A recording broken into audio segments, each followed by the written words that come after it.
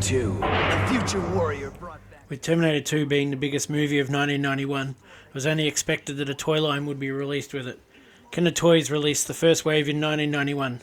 Not exactly movie accurate, these are still loved by collectors today. Ultimate confrontation as Power Arm Terminator faces certain death. This video is going to have a look at the figures and vehicles that were shown in the 1992 Kenner Trade Catalogue. Hasta la vista, baby.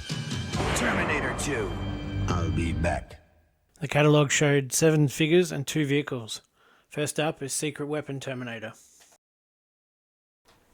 I always thought this guy looked like he was the T-800 from the first film. I mean, he's got his black vest, sunglasses. The face sculpt even looks like it's an early Arnold Schwarzenegger. And he comes with a Gatling gun, which is similar to the one used in the Cyberdyne shootout. When you slide the button to the left, his front drops down to show an endoskeleton body and his secret cannon. Slide the button to the right and this fires off his missile. Blaster T-1000. This one's my least favourite in the set. It's got a boring design and the action feature's pretty silly. The only thing going for it is it was actually from a scene in the movie. Even a pair of binoculars as an accessory is pretty boring as well. When you push his head forward, this activates a blaster cannon, which then is supposed to fire the missile, but they don't actually fire. Battle Damage Terminator. This one has a pretty basic design, but is actually a little bit similar to the movie. The singlet's the same colour as the shirt that the T-800 wears in the last half of the movie. It also comes with this futuristic looking shotgun, which is one of the more generic weapons in this line. You pull down his right arm to reveal the hidden endoskeleton. I just wish the flesh colour edges were a little bit thinner to give a better off effect. Power Arm Terminator. This is the most iconic in this line and the one that was used in all of the marketing. This was one of my favourite toys as a kid. Everything about this figure is awesome. He has 3 interchangeable weapon arms. First is a battle damage arm with retractable spike, a grabbing claw, and a firing missile launcher.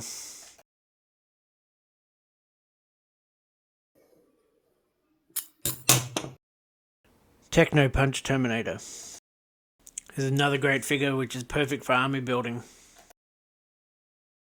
Of all the figures, this is probably the most movie accurate. His blaster is actually 2 weapons in one. You can put it in his hand and use as a gun, or you can put it on his head and use as a scope.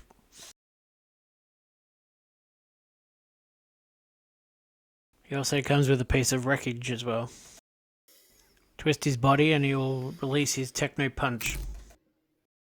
He has 2 holes in the top of his head that when you shine a light on it will make his eyes glow red.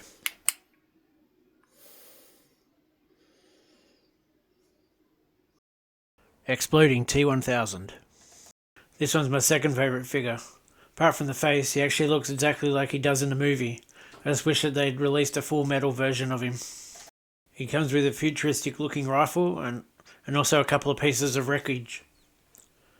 This piece is pretty useless, there's not really anything you can do with it. And you push the button at the back, which causes him to explode into 3 pieces. John Connor. This is the most generic figure of the lot. The figure itself has no action feature, but it does come with a bike, which is the 3rd vehicle in the line.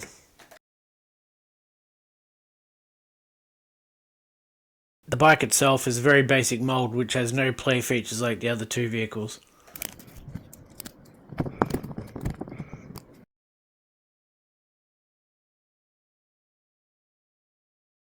The first of the vehicles, Mobile Assault. Out of the whole line, the Mobile Assault vehicle is the design that's furthest away from the movie. Considering the Terminators try to blend in with society, I don't really know what they were going for here. The car is fitted with a large cannon, topped off with a shiny endoskeleton skull on the hood and a T symbol sticker. There is also a helmet that is attached to the onboard computer system. The base for this vehicle is actually the unreleased Vandal 1 vehicle from the Robocop line. This explains why the figures are a different scale to the car and don't really fit in it too well. The helmet actually doubles as a seatbelt, which is the way I prefer to display it.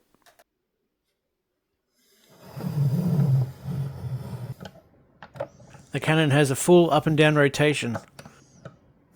Push the orange button to let off the powerful missile. Heavy metal cycle. This is an awesome vehicle for the line. The bike has a nice bulky design which isn't too crazy and fits well in the Terminator universe. Under the gas tank is a hidden missile launcher which can be set up by pushing the orange button on the side. This puts the bike into shield mode. Then push the tab to fire the missile. I like to display Power Arm Terminator on the bike, but any T800 Terminator will fit nicely on it.